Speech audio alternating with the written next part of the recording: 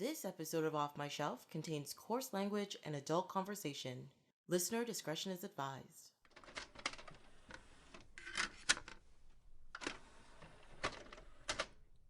Hello, my name is Tracy James and welcome to Off My Shelf, a podcast about movies that are, well, off my shelf, where we go through my DVDs and talk about the movies in my collection. In the third and final episode of Bat-a-pa-loo-za, Leslie Miller is here to talk about two parts of the almost epic Christopher Nolan Batman trilogy. Batman Begins and The Dark Knight, right? And The Dark Knight. Not Rises. Not Rises. Hi, everyone. I'm scared if it starts to bleed into Dark Knight Rises. It's like, I'm going to have my head cut off. It'll be fine. No, I think it would be fine if it bleeds into that, so I can, probably explain why I don't have it, but I think most people understand why I don't have it. Yeah. It was very, I think most people, after they saw the third movie, they were just a whole lot of, sorry, what? Yeah. It was, I was actually, looking it up afterwards, just with critics, and it was better received than Batman Begins. Dark Knight was, their favorite ever, and then Batman Begins was, I think it got, an 85% or something on Rotten Tomatoes. Which is decent. Yeah, but Dark Knight Rises got, a 90, so there was obviously people who, critics-wise, anyways, but I know a lot of fans were like, what the hell was that? So. Well, yeah, especially when you come after a movie like The Dark Knight, there's a lot to live up to, but also there were so many holes in the movie that just frustrated people, kind of like this last season of Game of Thrones. But it's okay. Whatever. Season 8 of Batman. Yeah. That's what it is. It's just they forgot everything else they did before, and they're just he's just gonna do some stuff. That's it. Yeah, I was thinking too, when I was watching Batman Begins and Dark Knight, the villains in those ones, they're just villains. That's it. They don't have to be this huge backstory. Whereas with Dark Knight Rises, they have this huge backstory of even Bane and of and how they had to go into in depth as to why they are the way they are. And I think what's great about Gotham villains in general is they're just bad people. They're just awful. They don't have to have a backstory. They just are what they are. A lot of them just show up. Yeah. They're like, here we are. You're gonna die. Yeah. That's it. And to tell you the truth, if you have a good guy opposite them, we're fine. Yeah. That's pretty much all we need. Yeah. Yeah. So, and the thing is, especially with The Dark Knight, so much happens in that movie that it could easily have been one of those, they're just doing too much, this isn't gonna work. Yeah. Right? Yeah. Whereas, to tell you the truth, the Dark Knight Rises is pretty straightforward, and they messed that up a great deal. Yeah, definitely. So I agree. I remember feeling that's not great. My big thing was Catwoman. That was my big thing because I just loved the Tim Burton Batman Returns, and Michelle Pfeiffer just killed it. Michelle Pfeiffer killed it, and she was, you had some big heavyweights in that movie. You had Danny DeVito, and obviously you had Michael Keaton, and then you had what's his name?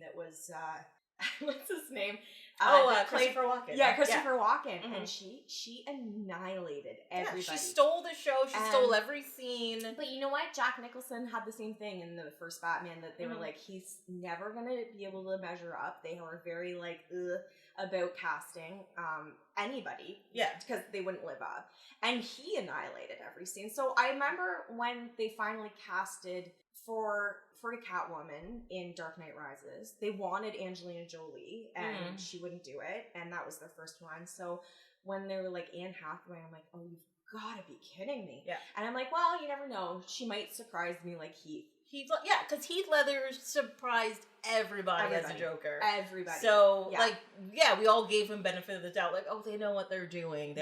It's gonna be fine. And it was not fine. And one thing that I was going to talk about that I've felt for a long time is, I don't know if Christopher Nolan does women very well.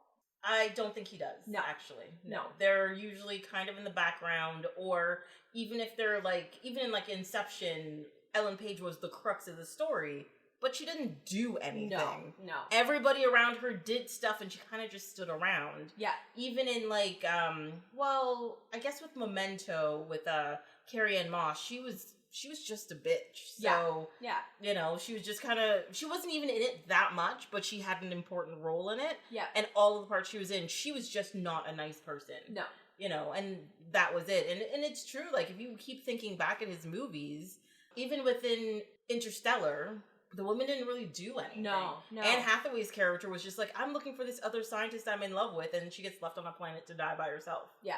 That's it. Doesn't do anything. Actually, one of my favorite Christopher Nolan movies is Insomnia. I loved Insomnia. But, I mean, Al Pacino and Robin Williams. Like, do you even remember how Hilary Swank was in that? Like, she was so small. Seriously? Yeah, she's in that movie.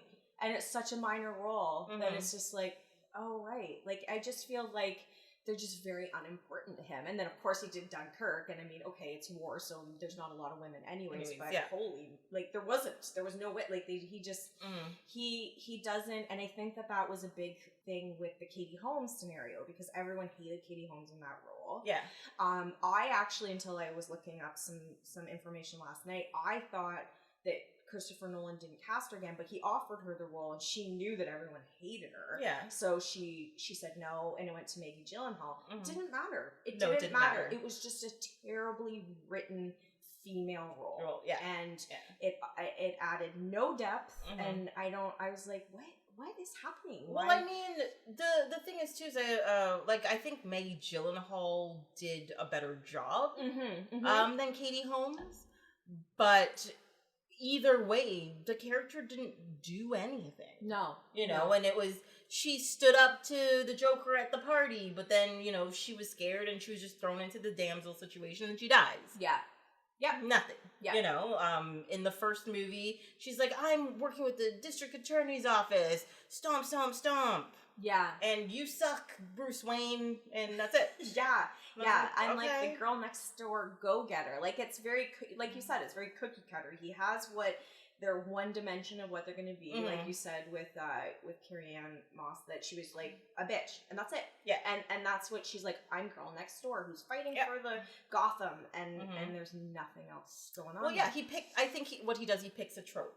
Yeah. And because even like Ellen Page, she's the wide-eyed creative. Yeah. That's it. Yeah. And he just goes with it, and like that's the box that they're in. Yeah. And you know, and when you had a bigger character like Julian Cotillard in The Dark Knight Rises, again, she didn't really do anything. She kind of walked around, and Bane did all the work and did all the pontificating that you couldn't understand, and but that was it. Tom Hardy, so it's fine. But they covered most of his very pretty face, so does it count? Take off your pants. No. And then just keep your face covered. It's fine. It's fine. It's fine. Just walk around. We're fine with this. Everything's good. Everything's good.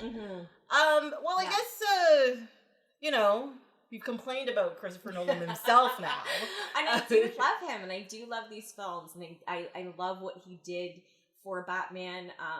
I think it was a long enough time, like what people keep doing with Spider-Man, where it's like, okay, it's been 5 years, let's do it again. Another one, yeah. I think it had been a long enough time, and I think because the last one or two Batmans in that original quadrilogy. Is that what we're gonna call it? Apparently, the box set says motion picture anthology. Oh, so anthology. we're gonna go with that. Yes. I think that they failed so badly at the end that they're like, okay, let's give this, and it's the director of Memento, so it's gonna be awesome. And I think he did a really good job. That was really my only complaint, was the women are not great. But it's all his movies, so it's not like he just dropped the ball the and one that's time. why, like, his brother helped write, or was the main writer in Dark Knight, and then there was another writer, I forget what his name is, for Batman Begins. So it's not him necessarily writing everything, but I think he's the common denominator, right, with his direction and whatever. So. Yeah. But let's talk about it more. Okay. Well, I guess we'll start with like Batman Begins. I mean, that came out in 2005, which was, what is that? How many years after? Oh, that's, a good 8 years after the last Batman and Robin movie that was like, now you've ruined superhero movies. Go to hell. Why is there nipples? I know. It's a very unnecessary nipple. And I think this was the beginning. Like, Tim Burton started the gritty superhero movie. Yeah. Whereas, these started the quote-unquote real world superhero movies. Yes. Right? Yeah. Where they're like, no, like, he's not, a superhuman dude or anything. He's a rich guy. We're going to show him get beat up. We're going to show him have scars. Yep. It's going to be dark and gritty. Who needs humor? Everything's going to be real serious. And we're just going to restart this world with this guy. Yeah. Yeah. And it was kind of... shocking is not the word when I saw this movie. But at the same time, it was just kind of like... eye-opening, I guess. Like, you can... Like, I had... At that point in time, I had read comic books for years and years and years and years. Yeah. And they've had stories like this, but they've never brought those stories to the screen. Or that style of story to the screen. Right. And when this came out, I was just like, finally, so I can get, like, you're such a nerd. Look at you with your superhero movies. Or, like, this is so, relegated to, like, no, this is for kids. No, this is an adult... properly made film about, trying to save the urban landscape, from bad people, and a rich guy is the only guy who can do it. Yeah, yeah. That's it. And I was thinking too, just Gotham in general became like another character in that story, and it is the political climate and just sort of the underbelly and the corruption. It could be any American city. Like, it could really just... They did such a good job on what I think Gotham should be. Mm-hmm. Mm-hmm. And when you're talking about how it's just felt really real world, apparently Christopher Nolan, like, changed the title of the movie when he was approaching the bigger stars, like Michael Caine, and Morgan Freeman and Commissioner, what's his name? Gary Oldman. Gary Oldman, yeah. And he titled it something else and removed all references to Batman because he wanted them to take it seriously. That's a serious role. It's not whatever you think it is, like with a superhero movie. It's not like like zap and zoink and boop. And it's was Superman or not Superman was Spider-Man, like the Tobey Maguire, had that come out already before that? That's a good question, actually. Because I feel like that tone is completely different from... Oh, yeah, it's a completely different tone, because I remember rewatching that first Spider-Man movie, because I remember it being more of a... closer to being serious, but not completely serious, if you know what I mean. Yeah. But then you rewatch it, and I'm like, this is goofy as shit when you rewatch it. It's so goofy. And then by the time you get to the third one, when Tobey Maguire's dancing down the sidewalk, it's like, oh. Well, I'm sorry, you didn't like that? That Spider-Man came out in 2002. Right. So it had already come out. And this was, I guess, maybe that was the reboot of the superhero movie? I think so. Or wait, or no, did they do Fantastic Four before that? They would have, yeah. And then... yeah, and that failed miserably. I think they had some X-Men. No, Fantastic Four came out the same year, 2005. Oh, okay. Yeah. And then was there X-Men before that? Like, original... X-Men. Hugh Jackman, Rogue. That was in 2000, yes. Yeah. Yes. And that one, I mean, it had some grit to it too, but it was certainly not like these films. No, not at all. If you were a Michael Caine or Gary Oldman and you were seeing a script come across your desk and it said Batman, even if it was the director of Memento, you would be like, no. I'm not doing this. This is a joke. Yeah. Yeah. And I thought that was really smart on his part because it does read like a crime movie, especially Dark Knight. The first opening, I completely forgot that opening. It is absolutely, like, it just draws you in, like, in the first, like, millisecond. Screen comes on, boom, you're sucked in. Yeah. That's it. Yeah, and they had that playing as their preview when you went to see I Am Legend. Which you go and see I Am Legend to see that preview, and then you stay and cry over the dog dying. Oh my god, I know. So the funny thing about it is that the girl that is in that movie, now I have to look that up as well. I call her the movie ruiner. She ruins movies, right? Every time she shows up in a movie, that's the point of the movie where the movie goes downhill. Right. Okay? And I just don't, like, I guess that's why they stopped hiring her for things, because you're just like, oh no, you're gonna ruin stuff. Thanks for coming out, but no, I'm good, you know? From I Am Legend? Yeah, Alice Braga. I don't know who that is. Yeah. She's the girl that shows up with like the boy, and she's making like pancakes for him or whatever. Okay, yeah. So she, the first time I saw her, I think that was Repo Man or something before that. Yeah. The one with Forrest Whitaker and God, what is his name? Jude Law. And it's, you know, it's like the dystopian future, and, you know, they're repossessing organs and all that kind of stuff. Yep. And like up until that part, like until she shows up, you're in it. Yeah. Like this is so good. Yeah. And then she shows up, and then it just kind of I'm like, oh really? I know. Even though like at the end, like that scene where they're trying to like scan stuff is really messed up, and everything is kind of cool. Yeah. But still, I'm just like, you're ruining this. That's Gabrielle Union for me. I'm like, Gabrielle Union. See, but the thing is there's a difference between Gabrielle Union being a crappy like actor. Yeah. And ruining a whole movie. Yeah, that's true. That's true. And she didn't bring it on. No, she did not. She was there. She was sassy, but she was like the ruiner. Exactly. That movie's fantastic. Yeah. I don't know. I don't understand why we enjoy that movie so much. Like that movie, like the premise, it's garbage. If the premise of it should be. But you will sit there and you're just like, yes, come on, jazz hands, let's do this. Oh yes. Yeah. I have great taste in movies, guys. Just letting you know. But yeah, this Alice Braga, like in Elysium. You know, world building, it's all good, and then they meet each other, and you're just like, downhill, right downhill. I Am Legend, you know, things going on, dog dies, he's just like, I'm gonna take you down, vampires or zombies or whatever. Yeah. She shows up, turns to garbage, you know? Like, and it's, you know, what it is, Predators, when they're on that plane, and she's right at the beginning, downhill, right from the beginning, now you know? I know exactly who you're talking about. She's horrible. Yes. Yeah, the one that was with Adrian Brody at the very end. Yes, and you're just like, why are you the one that lived? Yeah. Not the Yakuza guy. He said 3 words a whole movie, but I preferred him to live. She looks like the girl who was in the last Tomb Raider, the most recent one. Oh, Vikander? Yeah, and she's married to what's his name?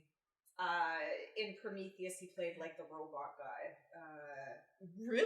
Yeah, they're married in real life. They were in a movie together. Yeah. I did not know that. Yeah, so maybe she's replaced this more. Yeah, to just ruin stuff now or whatever.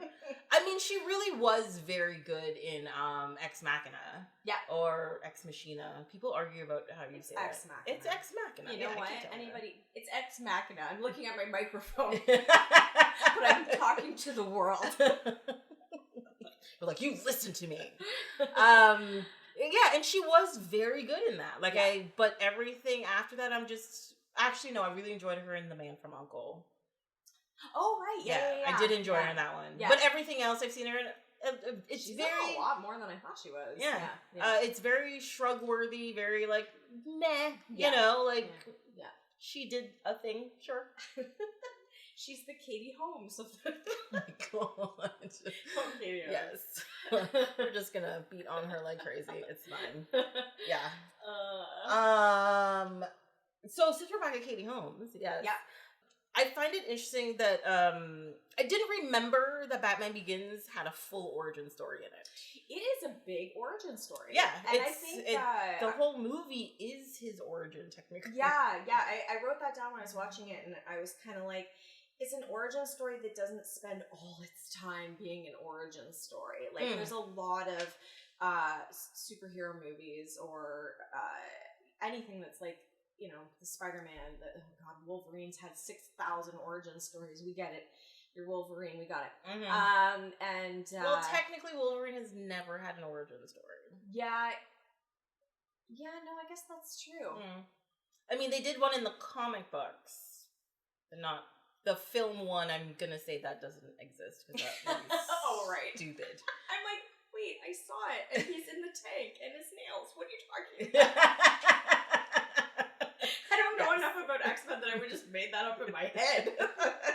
I mean, they had origins in the title. Yeah, but did they actually? Yeah, it's just him during his Weapon X program, and you know, Ryan Reynolds is a very early Deadpool-esque character that they tried to ruin, which made me so angry for years. Yeah. Because people were just like, why do you like Deadpool? He's so lame. I'm like, you did not read the comic books. That is not Deadpool. This is a lie. It's gonna happen. It's gonna happen. And it did. And then everybody's like, Deadpool's so cool. I'm like, what have I been saying? I don't understand what your problem is. It's me with Ryan Gosling and Breaker High. I'm like, he is the hot one, guys. Yeah. And then the Notebook. I'm sorry, young Hercules. I don't understand. Even before that. I don't understand. People they're like, he was in Hercules? I'm like, he was Hercules. Young Hercules, okay? Kevin Sorbo was the older him. Okay? Yeah. Come on, guys. And he was in a couple episodes of Are You Afraid of the Dark? Yes, he was also no, it was Ryan Reynolds that was in an episode of The X-Files. Never mind. Yeah. Yes. He got murdered. This went off on a weird tangent. I don't even remember what we're talking about. And how to bring it back. Origin stories. Yes. Yeah, it was heavily, and I really liked the whole background with the parents, and that they were at the opera, and he was scared, and that's why they left, and he had that guilt, and his whole thing was about that guilt and going away and learning to train and that anger that he felt like he caused that. His fear caused that. And his parents did that. He wanted to take control of that fear, and that's why he took on like Batman. You know, because he's facing his fear, and that's why I think it's also very good that his first villain was really the Scarecrow, who's about fear and facing your fear, and I think that's one of the reasons why he was also able to overcome it faster than anybody else, because he's like, I did this shit already, guys. It's done. Let's go. Yeah. And I sound like a dog in heat, but really, Cillian Murphy? First of all, it's Cillian. First of all. Second of all, he's in my top 3, along with Tom Hardy. Wait, who's the other one? Oh yeah, that's definitely. I like my UK guys apparently, and it's the accent. Don't lie, it's not their face, it's not their body, it's just the accent. Cillian with those eyes and that bone structure, like a good bone structure. I'm sorry, no, he was perfect for the role because he looks like a psycho. He is a bit creepy. Yeah, I love him. Okay, I just want to say this: your eyes just lit up when you said that. So much. You're just like, I just love him. It's, oh my god. So yeah, no. He auditioned for the role, and the eyes actually were, Christopher Nolan's like, nah, you'd make a good bad guy. Like, he's like, you look like a bad guy. You look like somebody that would like slip a roofie in a drink. This will work. He's been in so many Christopher Nolan movies since. Like, he was in Inception, and then he was in Dunkirk, and but yeah, he auditioned to be Batman, and they're like, no. You got the face right. Let's do this. Yeah, if we could just cover up your eyes. But yeah, no, he was fantastic, and I love how simple it was. It was the drug, but just like a burlap sack. Like, there's nothing scary about a burlap sack, but the fact that he had that drug, and it was just very freak people out. Yep. Yeah. And again, going back to that whole realistic ideas and stuff with the movie, that they didn't need to have like this big backstory that the villain was like, you know, some sort of electrocution turned him into like some sort of, you know, crazy super dude. villain. Yeah. It's just a crazy guy who's in a gang or in a mob, because he was with what's his name? No, well, he's a doctor. He is a psychologist. He's a psychologist. He's got his PhD, and he got in with the mob, and He just wanted to fuck people up. Yeah. That was it. And that was it. Yeah. And he didn't need to have all this crazy stuff happen to him. He was just... It's like, my childhood turned me this way. No. Nobody cares about that. Nobody You're cares. bad. Yeah, and I think that's what's so awesome about the Joker with all his different backstories, right? It's like... Yeah. And like, he just... doesn't matter. It doesn't matter. He just shows up and he's like, I'm gonna ask you, why so serious? Yeah. Which I think is one of the greatest lines for a villain ever. Yeah. I personally, before that, I don't remember it being in the comic books or anything. Mm-hmm. Some comic book guy's gonna yell at me about that, I guess. Yeah. But like, whoever came up with that line, why so serious? Genius. Yeah, absolutely. Absolutely genius. Yeah. You know? Yeah. So my favorite's when he's clapping in the jail. When Jim Gordon becomes the commissioner and everyone's clapping and he's just in the cell clapping like a complete lunatic.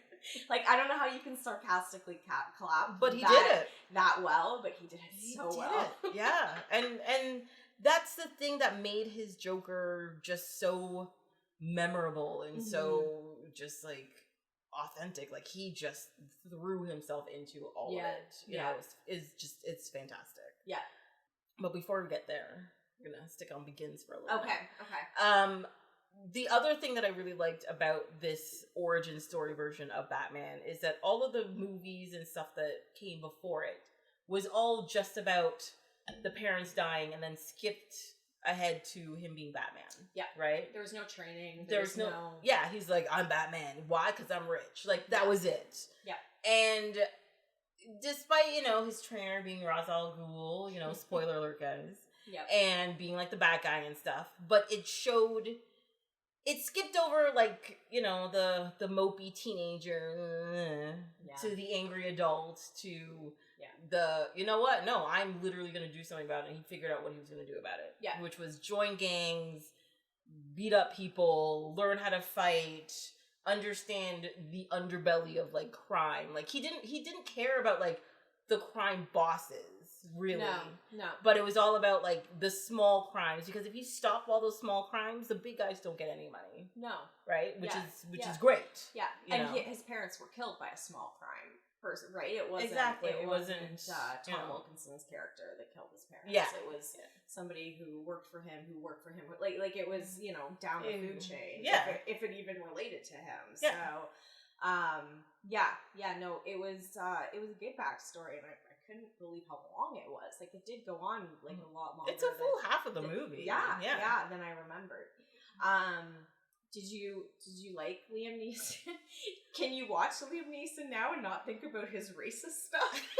Because I can't. I'm like, oh no, Liam, you've ruined everything. Love Actually, everything's over now. So personally, okay. I don't know how to make it sound like I'm not being racist to black people because I'm a black person. No. I don't know. I didn't know we were going this way, but okay. Well, I mean, you brought up the fact that, like, he's ruined everything because of his racist rant, and now that's all you can think of, right? But I listened to the interview, and I listened to what he said and why he said it and stuff. And even at the end of his story, he's just like, that was the dumbest thing I'd ever done, and I would have felt horrible if I had actually found someone and did this. And the fact that, you know, within that, this horrible thing happened, and I made a rash decision to do something incredibly stupid, and right at the end of it, he realized, what the shit am I doing? Yeah. I kind of understand it, and I'm not mad at him. I don't think he's racist because of it. I think people have biases. When they get triggered, that bias comes out. Yeah. But because he has figured how to rectify that bias almost immediately, I'm very happy nothing actually happened, because then he would just been a crazy racist psycho who killed somebody for no fucking reason. Yeah. Yeah. Fine. Yeah. And I'm not condoning his actions, and I'm not saying people should go out and do that. But I just think he's imperfect. Yeah. I don't think he's actively racist. it was just also just really stupid. Like, you just shot your career in the foot for no reason. For no reason, like, nobody, it wasn't like it was a soundbite from something that he had done, 30, 40 years ago. He brought it up when somebody was, like, talking about revenge and stuff. Yeah. And it's like, his publicist must have been like, what are you doing? Yeah. What are you doing? Down the hole. Yeah. Yeah, no, it wasn't, all of the Me Too stuff that's come out and other people who've turned out to be really racist and homophobic, it certainly wasn't the worst thing I've ever heard. No, definitely not. No. It's just, it is a little hard for me to watch him now because I'm just like, oh, yeah, you're kind of a crazy old guy that just spouts out nonsense. So. Well, he's been like that for a little while. Though. Yeah, like he's been like, I'm just gonna say some whacked out things every once in a while. I'm FYI. a hot-headed Irishman. It's okay. Yeah, Yeah. But he's not like Sean Connery. I'm like, no, to keep a woman alive, you gotta smack her in the mouth every once in a while. Like he's not that guy, right? Yeah, and I haven't watched a Sean Connery movie since that. There you go. Like, The Rock was my jam. Fucking love that movie. It's so good. So good. But really, it's really the Nick Cage. I mean, that whole like jail scene, pubescent volatility. I'm gonna enjoy gutting you, boy. That whole thing. Beautiful. Nick Cage. Yeah, crazy Nick Cage is kind of awesome. But like I was saying, when I saw him come on screen, tell you the truth, it didn't trigger anything. Even think of it. No. Okay. Actually, what I was really thinking, I'm like, really? White guy is Ra's al Ghul? Yeah. That's what I was thinking. Yeah. I wasn't thinking, like, Liam Neeson, he's a racist. That's, it's two very different, but it's also race-based on both accounts, technically. Yeah, technically. So, yeah. But yeah, no, that's what I thought. It's fine.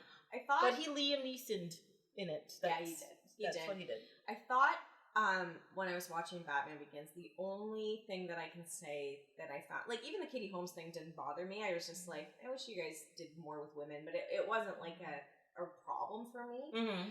I found it was a little cluttered with bad guys, like with villains, because for me, like, Dark Knight, they just honed in on one, and it was done so well. What?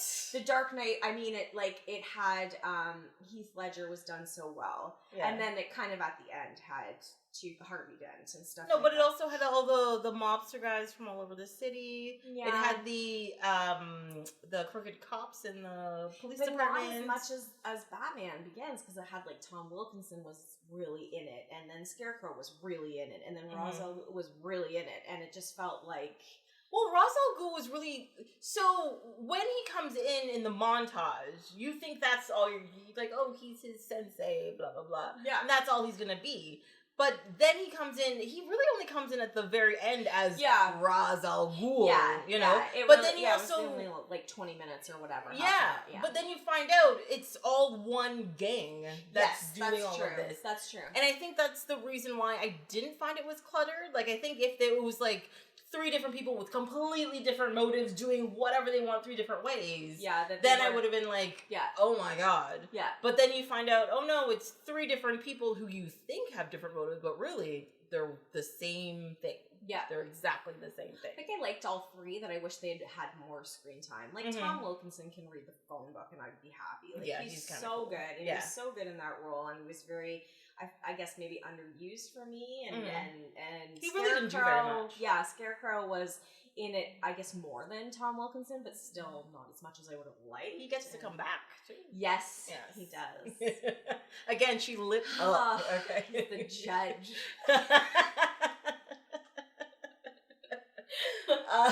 And then Ra's al Ghul comes in, and you're just like, okay, then we got another one. Yeah. Mm-hmm. And I don't think I liked him that much. I think that was at the end of the day. I don't think I liked him that much. No, I don't think he did. I think even at the time, I was like, he was an okay Ra's al Ghul. Yeah.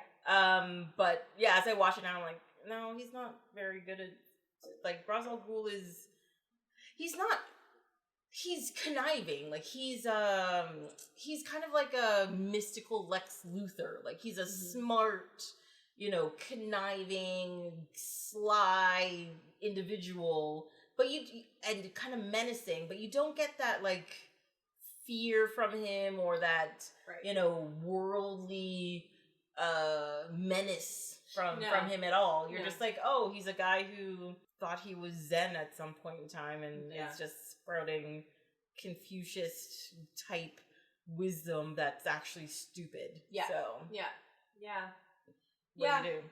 Yeah, I think that was more what it was. I felt like he had, because he was in the origin story and like the training, and then at the end, I'm like, you've got too much screen time for me. Like, I just feel like you're kind of flat compared to some other villains. Characters. Yes. Yeah. He did come across quite flat. Yeah. But I think at the time when that movie came out, because of the style of the movie was so different, nobody cared. Yeah. They're just, Yeah. But it's, like, I think it's also still despite that part of it, I think it's a well-constructed film. Yeah.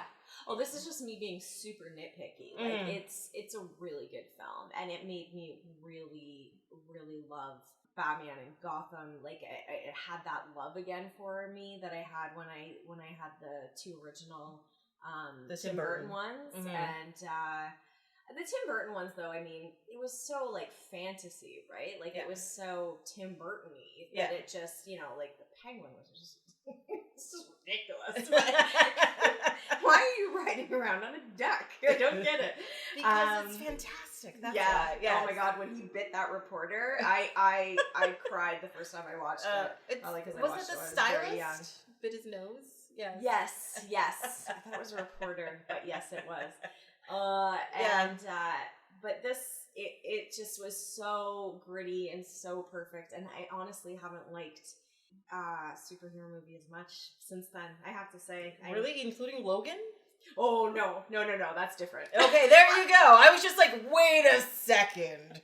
Wait one cotton picky minute. I said it. I'm not gonna say it. Yeah. Logan, because of that little girl with her knives in her feet. Yeah. That was my favorite thing ever. It was, she jumped on the heads. Yeah. Well, because I think the thing is like Logan was the style of the Dark Knight kind of turned up a little bit. You know, it's real world, real consequences, and it's these people. It's a road trip movie with like a old dimension guy and this gritty guy and a kid and tell you the truth, besides the fact that Logan had like a clone coming to kill them who had same adamantium claws or whatever. It's a serious movie. It's a completely serious, well done, well acted, well constructed movie, and it's just a good movie. It's not even like I'm not even consider it, like when I think about it, I don't even consider it a superhero movie. I just consider it a good fucking movie. Yeah, it was, and I actually saw it. I saw it before my husband, and he was like, why can't you just wait for me to see it? He was seeing it with your brother, actually. I'm like, why can't you wait for me to see it? And I'm like, oh, it's fine. You're going to see it. Whatever. And I went and saw it, and he said, was it good? And my face, he was like, oh my God, was it that good? And I was like, I remember saying that it was reminiscent of Dark Knight. Like, it felt like that same feeling again, that it was just something really different and interesting. Yeah. It's one of the few movies that almost made me cry in the theater. Just letting you know. Because I don't cry. I don't cry. Yeah. I cry at everything. Because I know, like, I was sitting in Endgame and everybody's got, like, tears in their eyes. I'm hearing all this sniffing and stuff. I'm like, what is going on? But Logan, even I was just like, you are made of steel. What are you talking about? There's no tears here. Are you... What? Why is my face leaking? It's like, what? No, I'm sweating. It's raining in here. Yeah. It's fine. You can't go by me because I cry at everything. I cry at the entire commercials.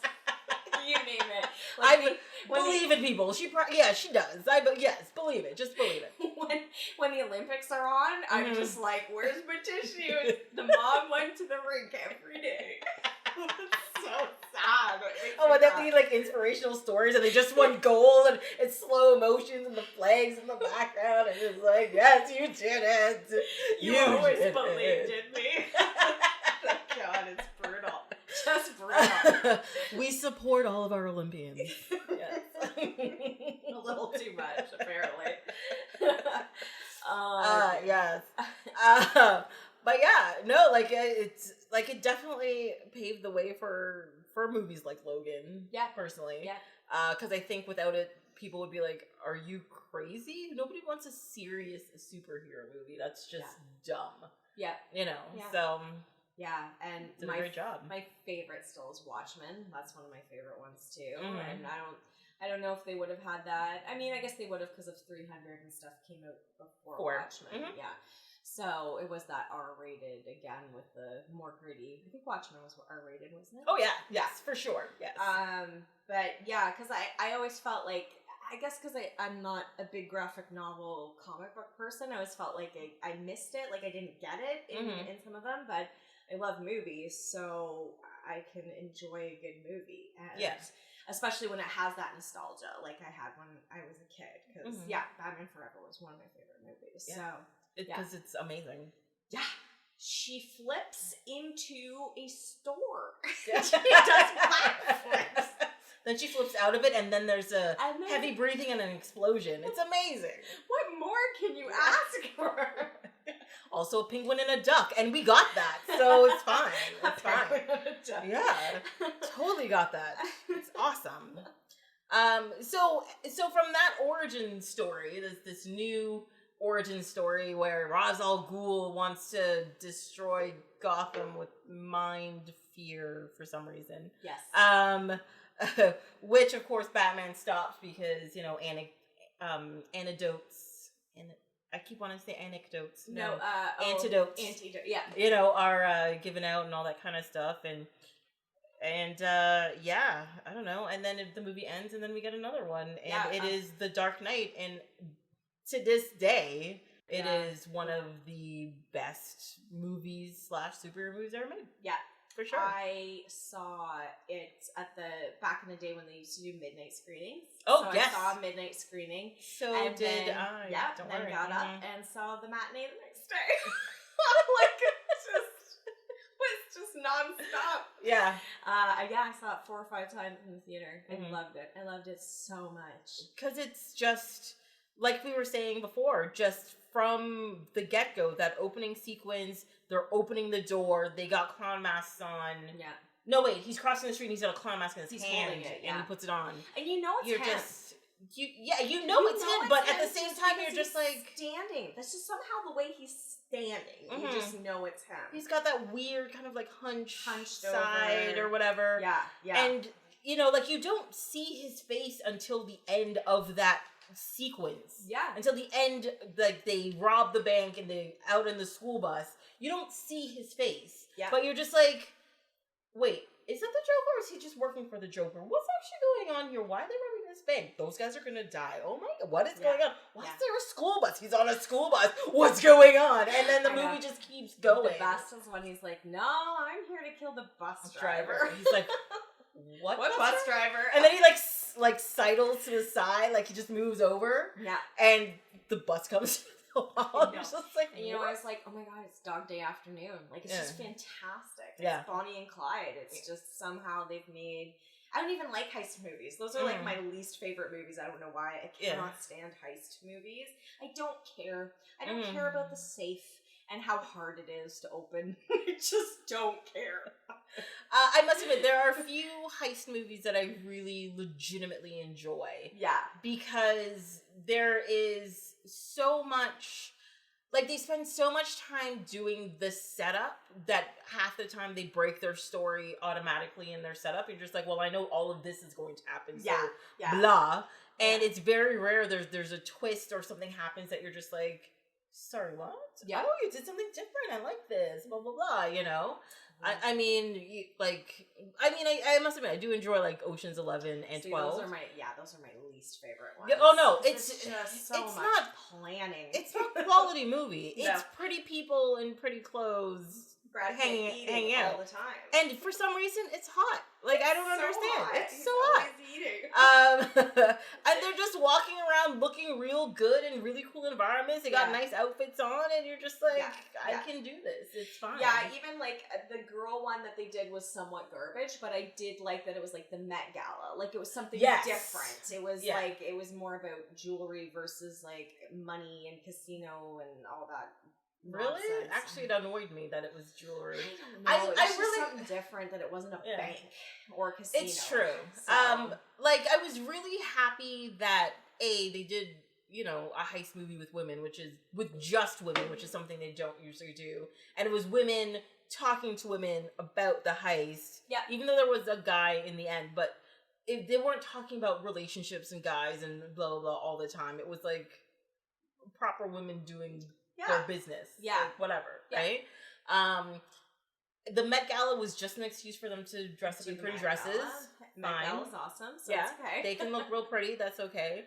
But, like, I just find when it comes to, like, women things, they have to do women things, which is like, I don't need money, I can get jewels. And I'm just like, really? Yeah, it's true. Sure. I guess, You know, they don't need gold bricks. They can just get diamonds. Yeah, and you're just like, it's just like, it's old rocks, guys. Like, yeah. Seth Rogen, he had, I can't remember the exact quote, it's somewhat off topic, but he, remember when he did that Neighbors? Is it the Neighbors movie? Yes. Yeah, the sorority one. Yeah, his wife that he cast in there. Oh God, I can see her and I can't remember what her name is. Rose Byrne. They were talking about how she's so different, and he's like, I wrote her like my wife. I'm so sick of movies, whether they're comedies, dramas, whatever, where the women are always in the background going, don't do this. Like, the men are coming up with all the ideas. The men are the funny ones. And the women are in the background nagging, basically. Yeah. And he said, that's not my wife, and that's not a lot of women. Yeah. So why wouldn't they be able to and usually, and that's the thing, it's like, in movies and stuff, you're just like, no, opposites attract, so she's got to be a nag and he's got to be the fun one. I'm like, in real life, some opposite qualities attract each other, but guess what? They're getting in trouble together. That's why they got married in the first place. Exactly. Yeah. So, why are you complaining all the time? Why is this... Why are you surprised, Like, why wouldn't she want to be the drive getaway guy to do whatever? That's how it's gonna be. So... He gets in trouble, you get in trouble. Let's get in trouble together. Yeah. Done. Yeah, and it was good. It was a good relationship. It was a good ebb and flow. I did enjoy them. Yeah. Mm-hmm. Zac Efron, too. Shirt was off so much. I was okay with it. Yeah. Yes. Definitely. I loved how stupid he was. It made me sad, but I was just like, just be quiet. That's all you need to do.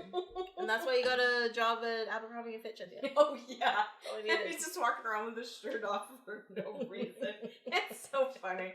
That is a good movie. It's perfect. Perfect, yes. Yeah, sorry, off topic. But, I just, the Dark Knight, the opening, I just loved it so much. It was, and it wasn't very long, but it was like, oh my God, what is it? It was a good 10 minutes. Yeah, which is a decent amount for like that kind of opening sequence. You know what I mean? Yeah, I guess, but for someone who doesn't like that stuff is, I guess, where I'm going with all this ranting, that it's rambling. For someone who doesn't like heists and bank robberies and stuff, it still like brought me right in, and I'm like, oh, this is gonna be amazing, and it was. Well, that's what happens also when you get like a really good setup in general. Because again, like one of the biggest downfalls to a lot of heist movies is the setups are really bad. Like the visuals are crappy, or there's no actual suspense in it. You're just like, they're gonna rob a bank, so we're gonna sit down and have weird angles of them, over a map. Like, okay. Like, I guess sure. That's fun. Can we just see you rob it? Yeah, like, can you just like shoot people and can we go home now? Yeah, like, that's all you want. Whereas this is like, you didn't see any planning, you didn't see anything. You're just like, no, we're robbing a bank. Boom, done. Yeah. Liked it. It's just and and I was thinking too, before I forget, skipping ahead a bit, I kept drawing the comparison when the Joker comes to, I guess it's like the benefit thing that Bruce the fundraiser, fundraiser, and him kind of making this big like appearance in front of all these people and whatever.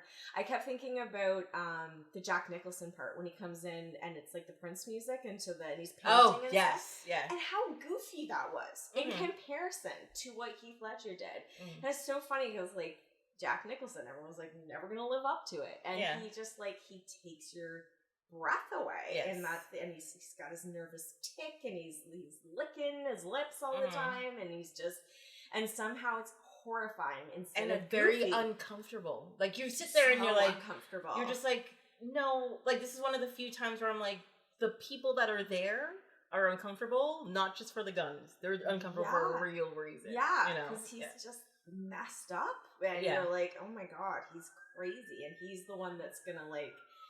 He's the suicide bomber. He doesn't care. He's gonna kill himself and everyone with him and go down with the shit. Yeah. I liked the way that he acted with Maggie, because they have a bit of a backstory in real life, because him and Jake had done Brokeback. Oh yes, together yes. And they became best friends, and Jake was his godfather for Matilde, for the daughter, for Heath's daughter, so they knew each other, and it just, you could feel it, like you could feel like they just really bounced off of each other. Yeah. Because like, especially when you know somebody, you don't have a problem getting into their space, and he got into her space, her space. And even when you know somebody, when they get into your space like that, it's still like, are you seriously? Don't do that. Don't. What are you doing? You know? Yeah. So like it was just, it's just so well put together, and even like the angles, I like the fact that Nolan didn't insist on only doing close-ups of them interacting with each other. Yeah. Like he pulled away, and he's like, no, you're gonna see her whole body language, you're gonna see his whole body language.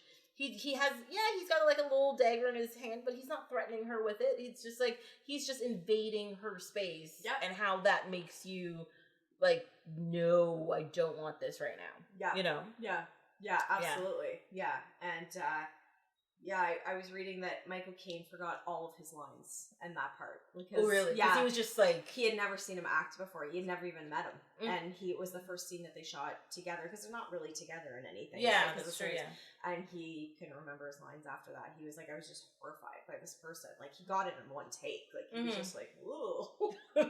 It's like, are you sure that's the right guy? Because that seems like... Is that method acting? Or did you just find something crazy? Or is that meth?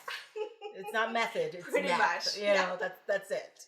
I mean, like, as soon as... And that's the thing with Heath Ledger in this character, is as soon as you see him, as soon as he's on screen, and every time he's on screen, and he's on screen with people like Gary Oldman, you know, and Maggie Gyllenhaal, and Michael Caine. These are world-renowned actors that have been around for a while, who've got so many awards and accolades and all this kind of stuff. And it's not even just that he's stealing the scene from them. It's that even they are mesmerized by him. Yeah. You know? Yeah. Even based on, like, the story that you just said, like, they're just like, oh my god. Yeah. This guy. Did you see this guy? I'm like, you're Michael Caine. We see you. No, this guy. You know, it's that kind of that kind of thing. Like, it's crazy. It's so crazy. Yeah. And he he just steals every scene that you watch it. I remember seeing it the first time, and then watching it again a couple nights ago, and I'm like, I wish you were in more. I wish you were in all of it. I feel like it was like the Joker featuring Batman. That's what it is. It's like, Christian Bale, I don't care about you. Put the Joker back on. No one cares about you. What I really liked his new Batcave, which was, I don't know, that weird lighted room in the basement somewhere. What did they not, it was supposed to be, I read somewhere that was like 9 months after the first one. Would they not have built the mansion by then? Well, they actually mentioned a couple of times that they were still in the middle of rebuilding the mansion. Okay, so then that's right. Because he was in that penthouse a lot too, so I was like, is the mansion just not here, or what happened? No, they mentioned it was still building. And how he never sleeps in the penthouse that they rented in the first place. Yeah. And then, based on, like, the setup, that was, like, some construction site of some other building. Right. And it was, like, a bunker that they had below it. Yeah. So, I was like, okay, I guess that works. Yeah. But I also think it was odd that, wouldn't people notice that there's, like, a fancy Rolls Royce pulling in there every day, and it's just Alfred, and nobody sees Bruce, and it's like, what? I know, right? That's just me. That's just me. So... yeah, we didn't really talk about Alfred, like, Michael Caine, just, oh my god, he's so good in that role. Yeah, he's amazing in it. Yeah. And like, the guy who was in, like, the other 4 movies, I really should remember his name. I'm very horrible at this. Yeah. But I loved him as Alfred. He was good as Alfred. Absolutely loved him as Alfred. And Michael Caine just sort of seemed like if 20 years younger that Alfred. Yeah. You know, it's the same kind of wisdom. It's the same kind of like, you know, British sound of, I'm your grandfather and I tell worldly stories and you should listen to me because I've seen everything. You know what I mean? Like it's just that kind of level of you know, most interesting man in the world, kind of thing, right? And he does a great job with it. And Morgan Freeman was fantastic as Lucius Fox, and which Gary Oldman was fantastic. Like, it's just like they had some really good side characters. I think that's the thing that made this movie work, even though there were so many big names, like we were saying, that are well known, and they didn't jockey for screen time. They didn't. Their characters didn't, quote unquote, like fight each other. You know, who's gonna outdo the other person? They're like, no, I'm here to play this role. Yeah, I am a seasoned actor, and I'm gonna do this role how this role needs to be. I'm not gonna try to best other people. We're just gonna do it. Yeah. And what's sad about it is that Aaron Eckhart, who is Harvey Dent, and he's not a great actor, but he's also not a bad actor. No. But he is at a level that is below everybody else in that movie. And it, like, I felt sorry for him in a certain way, because I'm like, you're not, if it was other people in all of these roles, you would have been a golden boy. You would have been fine. Absolutely. But everybody else there, you're just like, so good. You're the worst. I know. You're the worst actor, right, in all of this. Just letting you know. You know? Especially the scene where they're in the hospital and he's all like, my face is burned. Oh my god, that was horrifying. I feel bad if anybody brought their like 10-year-old, because that would have scared the crap out of me. Yes. At that age. Oh my god. But like, he didn't really do anything with it. And then you have Heath Ledger, who's killing it in that scene. In a nurse's outfit. Yeah. And you're just like, sorry, what? What are you doing? Yeah, what is happening right now? You know, and when he pulls down the mask and goes, hi.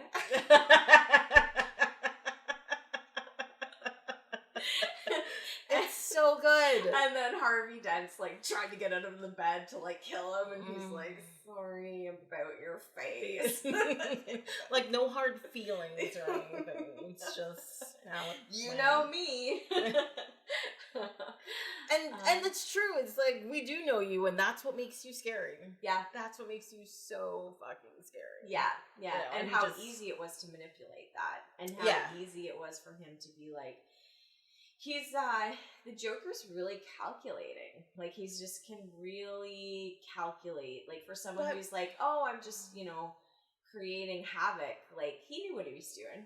I think he had a goal. Oh, he absolutely. had a goal. Yeah. But like he said, the reason why he can reach his goal is because he doesn't really follow a plan the way most people follow a plan. You know? He's like, no, it's not step 1, step 2, step 3. It's, this is the beginning, this is the end. Let's blow some shit up in the middle. That's it. That's what he's doing. I'd say the whole Harvey thing was a plan, though. Like, he had that pretty down pat. Like, he had, in terms of what happened with the building blowing up, and knowing that Batman would get to him first, but lied and said it was Rachel's address. Yeah. And then he had it explode but the thing is, too, is if you think about it, if he died and Rachel lived and half her face was blown off, he would have done exactly the same thing, because she was supposed to also be one of the best in the city. She's unbreakable and all that kind of stuff. Yeah, that's true. And if he broke her as well... Yeah, that's true. That would have been interesting. Harriet Dent. Her last name's still not Dent. I don't know. No, I mean, I think her name would still have to be Dent in the end. It was just a female version, you know. Yeah. Harriet Dent. Or Henrietta Dent. Yes, it'd be fine. Harvita. I don't know. If she had really awful, mean parents. Yeah. Harvita. No, it's, I felt like he really pushed that with Harvey. I mean, I guess he was in there pissed off anyways, and everything's corrupt, and it didn't seem to matter what he did. Yes. But at the end of the day, the police were corrupt, but also it was a lot of the Joker's doing. So, to create that anarchy. So, yeah, it's true. It's true. But I mean, and the thing is too is that he didn't just corrupt the police and the good people. He also, quote unquote, corrupted the bad people. He messed up their whole organization. He was just like, no, I saved your money. Guess what? I'm gonna burn it. And they're like, what are you doing? The whole point of this is money. He's like, no, it's not. No, it's not. Yeah. It's not about money at all. Like, since when is it about money? Like, you're a crazy person. It's about control and anarchy and fear and doing whatever the hell you want. It's not about money. Money isn't control. Yeah. You know, I can show you control. Gonna set this money on fire, and guess what? Yeah. You're gonna sit there and you're gonna watch, and you can't do anything about it. That's control. Yeah. You know? Yeah. Which I guess is kind of like Scarecrow, too, going back to the other one. Yeah. Yeah, he wasn't really after money or anything. Mm-hmm. Like, he was just, it was about controlling. And, I mean, he had a boss that he was working for, but still. Yeah. He had a goal he had to go to. But yeah. Did you, I watch it and I still am like, why? I don't really care about this. When they go to, is it Japan that they go to with the guy? China. I think it's China, yeah. And that whole part seems weird to me. It is weirdly put in there, but the whole reason why it happens is because he's the guy who has the mob's money and they have to bring him back to get the money. Yeah. That's just the whole point of it. But it's true. It's like, it's a long scene. Why do they have to go to China or whatever? And, and I guess also it's supposed to show, you know, Lucius Fox's, like, invention or whatever, which could have been done in any building, really. But she could have been like, hey, Bruce, guess what I did? Look, woo, done. Like, that's it. But, you know, we're going to wait till we get to the other side of the world, and then I'll be like, oh, by the way, I did a thing for you. Yeah. Like, what? Yeah. Could have probably just been done closer to Gotham. But they wanted an excuse to use the sky hook or something. I don't know. It just felt out of place a bit for me, that scene. I think it's because it's the part that is, in the classical sense, most fantastic. Mm-hmm. You know? Like, it's just, it doesn't fit in the realism of the world that they created. Yeah. So then you're just like, oh, now you've just gone over that line. That suspension of disbelief has been broken to a small amount. Yeah. But they did manage to bring it back enough to be like, okay, we're back here now. Everything's good. Like, yes. All right.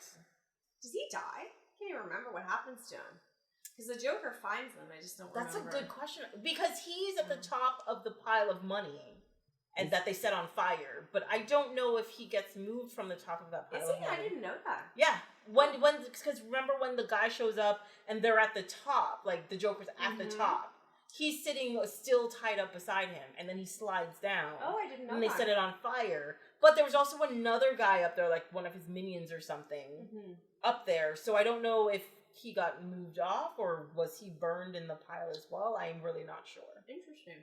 Yeah, I didn't really see him after that, so I was like, and we're done with that guy. Yeah, well, I mean, they got their money back, and that was the whole point of him, was to track down the money. You get him, you track the money, so then you can get the mob. Yeah. And that's how they were able to arrest all of the mob on that, whatever one charge they came up with. Yeah.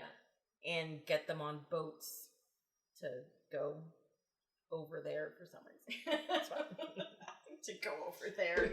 I don't know. Staten Island. I got it. Wherever it is. they're just out of God. It's fine. But yeah, like, I mean, like, especially that last, like, I know that whole last thing about the Joker and saying that after this point in time, the city is mine, and so get out while you can, was just to get people on the boat. But at the same time, like, he didn't say anything actually threatening, like what he's gonna do or anything. No. So you're just like, why are you guys freaking out? It was more about the hospitals. Like, I get the hospital freak out. Yes. But the stuff that came after, I was just like, nah. Yeah. Okay. You know, it was just, we're on boats now. Yeah, we're on boats. It's fine. Yeah. But I mean, it was a very good, suspenseful scene. Yeah. You know, and it was about showing how, like, he didn't just want to break Dent or the people in power that are good. He wanted to break everybody, and the whole point was, like, no, there's a boat with bad guys and there's a boat with good guys. Yeah. I'm going to show you. Bad guys are going to be bad guys, and those good guys, they're going to be bad guys as well. Yeah. And luckily his plan didn't work, which was kind of great. And I did like the fact that they kept cutting to the tension that's on the boat and them trying to actually figure out, like, are we going to do that thing or are we going to stay good people? And, like, of course, there's that one guy who talks up too much, who's just like, I'm just going to do it. And then, of course, wimps out and everything. Then he can't do it because he knows what he's doing. He knows the consequence of what he's doing and everything. Well, it's not just the prisoners, right? There's guards on there, and there's a captain who's running the boat. And, and it's not his fault why he's there and all that kind of stuff. He was just like, no, I gotta take this ferry across, and these are the people that happen to be here. Done and done. Yeah, that guy with the crazy eye who was on the jail ship. On the ship with all the he was great. Convicts. That was great. Like, I find it hard to take you seriously, but... but I like he's just like, I'm gonna do what you can't do. Just give me the damn thing. Mm-hmm. Throw it out the window. Done. And he sits down. It's like, I feel like other people would have killed you, but they're like, nope. Nope. Oh, they circle around him like, no one's gonna touch crazy, I guess. Yeah. I mean, I think he's at like Joker level, where you're just like, no, even if he's sitting by himself and he doesn't have anything, he's gonna do something scary that's gonna hurt me. Yeah. You know? Yeah. It's like the I want to show you a magic trick scene. Oh my god! Oh my god! So good. It's so I cannot believe I forgot that scene. So and I full on like I gasped. I was like, oh yeah, that exists in this movie. Did not remember that scene at all. You know? Yeah, no, it's a good one. It's a good one. And he's got his little coat open and he's got all of his grenades and stuff. He's like pulling, They're like, no, he's crazy. He'll blow himself up just to fuck us over. It's fine. He really will. Mm-hmm. And I think that's the thing that actually makes the Joker scary is that he's like, I don't care about me. No. Therefore, I don't care about you. So do whatever you need to do. Let's do this. Yeah. Like, I will mess again, you and up. it's again that lack of a backstory that you didn't need the backstory. He's just crazy, and there's something about him that's That's also what has me worried about that new movie that's coming out. Because I'm like, Robert Pattinson. Jesus. We're not even doing sparkly vampire Joker movie. Yeah, no, I'm not a big Phoenix fan, so I don't know. Like, I think Joaquin Phoenix is a good actor. He is a good actor. But the Joker doesn't need a backstory. No. And he looks way too much like Heath Ledger. Yes. Like, he's got the longer hair, and he's just like, he's really... Well, I think that's what they're going for. Like, I think they want to... They want to connect to not the Jared Leto Joker. So, they went there. Like, that very realistic, manic... I have nothing to lose Joker over, you know, I'm a thug life, you know, I got a car. Like, it's just... You don't like that? I'm sorry, the gold tooth really got me, too. I was just like, are you shitting me right now? Like, no. I know. And Jared Leto is a really good actor, too. And he's method as hell, so I don't know what happened there. I guess just bad direction. I think they gave him...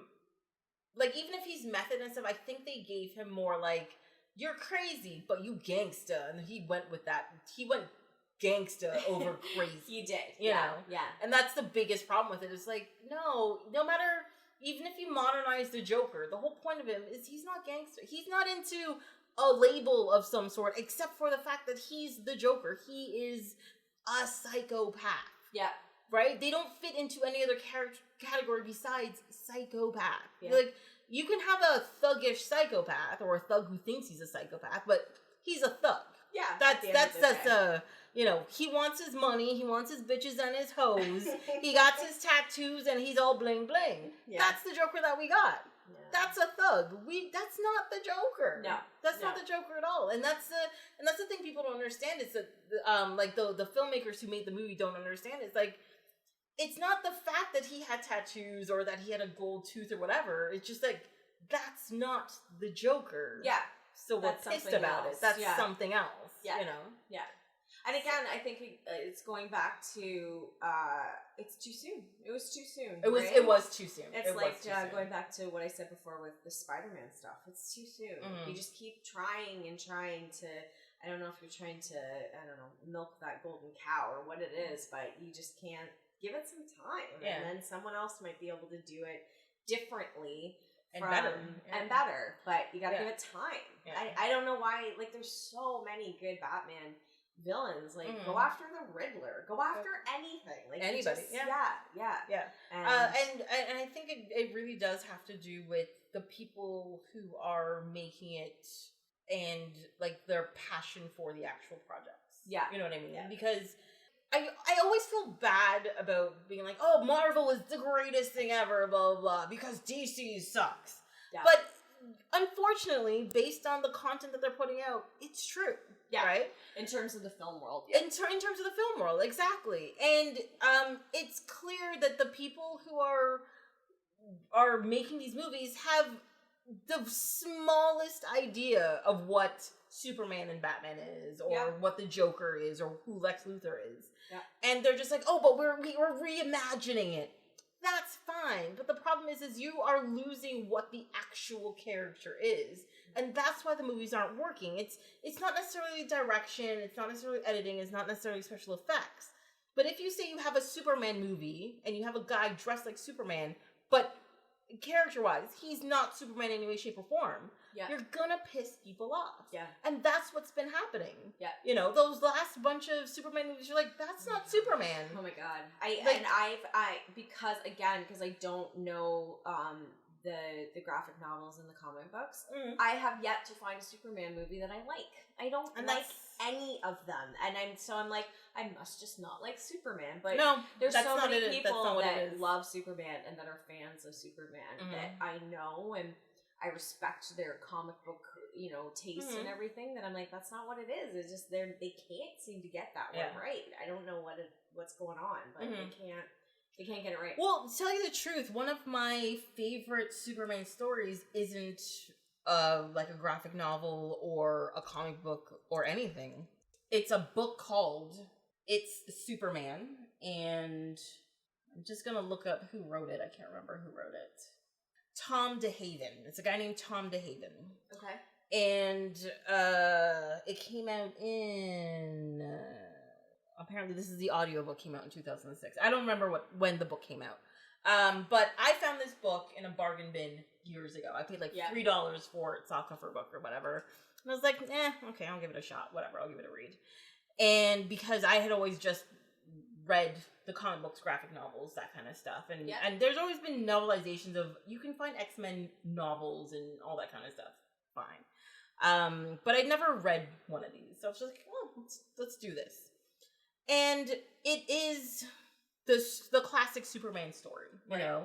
From Krypton, lands on Earth, takes place in Smallville, he grows up, he decides he wants to be a reporter, and he's in the city, and stuff happens. Yeah. The book takes place in the original setting, so it's the 1940s, they're in Smallville in Kansas or whatever, wherever it is, and he grows up in Smallville, realizes he has these powers and stuff. But it's the traditional powers. It's like, he doesn't fly, but he can leap tall buildings in a single bound. Right. Runs faster than a locomotive, that kind of thing. So it's not blown out. He's not reversing the rotation of the earth and stuff, right? Yeah. And as he gets older, he's like, he's a good boy. He's a good country boy, all-American, all that kind of stuff, and loves his mom, loves his dad. And he goes to the city to, finish that. He's like, I want to be a reporter. Yeah. He goes to the city. There's a mob boss causing trouble, and he gets involved in it. The mob boss happens to be Lex Luthor, who is a very smart mob guy, but he's not a genius like the original comic books were. He's just a mob guy, but that mob guy is smart enough to hire a scientist to do stuff for him. Okay. And he's got like thugs, and he's like, yeah, boss, blah, blah, blah, blah, blah. Like, you read it in the, like, 1940s, whatever. And you would think it would come across, like, cheesy and crappy, and you're just like, I don't need another Superman origin story. But by far, this was the best Superman story I had ever read. That's interesting. It's just so well done. And it's just a book. It was a novel. It's just a novel. It's just a novel. And he is Clark Kent and Superman in it. Yeah. Right? So, I mean, this guy probably had, was like, hey, DC, do you mind if I do this? I wrote a book, and they probably wrote off on it. Fine. Whatever. Yeah. Good. But it's just so well done. Yeah. Like, it's so well written. It is quintessentially Superman. It's quintessentially Lex Luthor, because Lex Luthor is just a megalomaniac. He wants money, he wants power, that's it. And he's a megalomaniac in this, you know? And he's got his cheesy minions running around. Lois Lane is like a plucky little girl reporter that's going around, that kind of stuff. And at the end of the movie, at the end of the book, like, I read it and I was like, it was like I was watching it. Like, it's just so well done. Yeah. And at the end of the book, it's like he gets his job at, the Daily Planet, and with Lois Lane, and they're gonna write some more stories. He's in the big city, and you're just like, did this guy write more books about this? I really hope this guy. And he didn't, or not that I found at least. But like, it's so good. It's what it's supposed to be. It's what it's supposed to be. Yeah, Yeah. And like, I've read lots of comic books. I've one of my other favorite ones is All-Star Superman, where technically Superman dies in it, and people had a big thing about it. But it's really, really well done because it's classic Superman. It's Lois Lane is there, and like the characters are just so good, and so going back to its roots, it's going back to its roots kind of thing.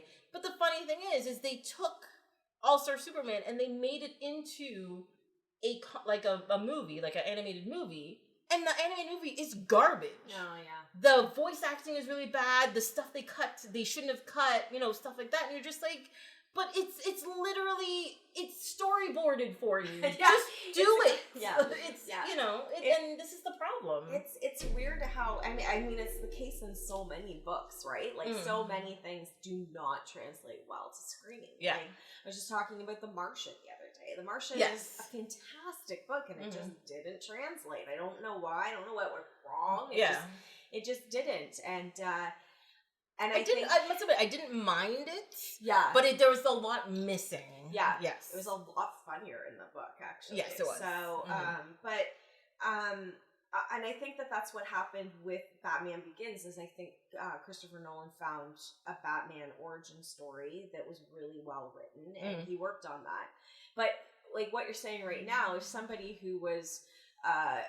a big time director, writer, whatever, found that book that you're talking about, they'd be like, oh, but audiences don't like Superman. He just doesn't connect, right? Yeah, because they've tried so many movies, and Superman and Lex Luthor, we've tried it and it doesn't work. And it's like, no, you just haven't tried it right.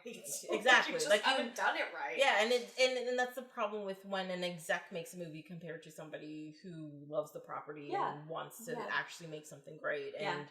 And I think I'm not saying there's no people who are fans in DC who are trying to make movies and stuff. All I'm saying is the executives are, from what I understand and what I've read and what I've seen put on screen in front of me, there's somebody in your line that doesn't care about Superman. They care about money. Yeah, it's the bottom line, and you're money, just, and it's not working. Yeah. And it's not working. Yeah. And that's one of the differences between that and Marvel, is the fact that Marvel managed to get all of the people to be passionate about the project. Yeah. And they were just like, no, we're going to make this right. We're going to get the character right. We're going to get the world right. And we're going to make a proper story, not just, like, yes, there's lots of explosions, there's lots of zooming around, there's lots of whatever, but that's not the focus. The focus is the character. Yeah. Right? And that's the difference. And paying tribute to the fans. And who watch it. Yeah. Who want to watch it, And they managed to make really good stories out of it. Yeah. And I think it's really sad that DC's having this problem, because just like with Marvel, like, actually, no, they've been around longer than Marvel. Yep. And they have a backlog of stories that are fantastic and amazing, that for some reason they can't get in front of a camera or get in the hands of somebody who's passionate enough to do it justice on either TV or in a movie. And I think it's sad. Well, and I think, again, like you said, I think the execs are running the show versus someone like that has better vision, or who knows what they want to do with it and will stand up to them, because the execs wanted Ashton Kutcher to be Batman. That's not funny. That's not funny at all. Christopher Nolan was like, no, I won't make this. No. That is ridiculous. Yeah, he had like 4 or 5 actors that he wanted for the role, but the execs wanted Ashton Kutcher because he was super hot back then in 2005. But that's the problem. That's not how you make a good film just by how popular somebody is. But they gotta fit in the role. They didn't care about whether it was gonna fit. All they cared about was the dollar signs. And that's the problem. Yeah. That is, and I think that's the thing. Zack Snyder's like, you want me to hire who? Yeah, sure, go whatever. Yeah. And then he's like, oh, but we gotta have this one scene where he's like, his cape's flowing in the wind. Yeah, we gotta have that scene, and then we have to scene with like he's like, he does like the superhero pose on the ground. Yeah, we gotta have that scene. We gotta have like a slow motion of them like walking or some shit. Yeah, we gotta have that scene. That's it.